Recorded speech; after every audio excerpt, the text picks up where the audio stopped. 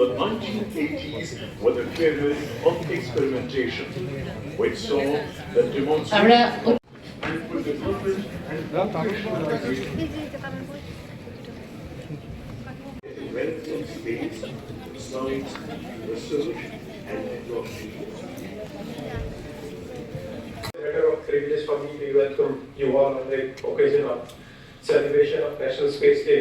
भारत के बुलंद हौसलों का ये है टक्का।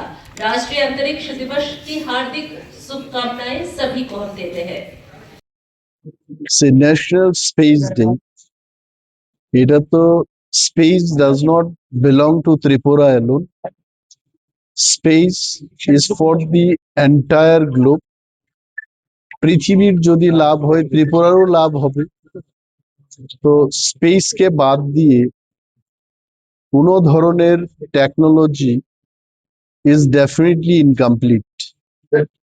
যে প্রশ্নটা উঠে আসছে আজকে যে স্পেস ডে বা এই স্পেস টেকনোলজি ত্রিপুরার ক্ষেত্রে কত গুরুত্বপূর্ণ।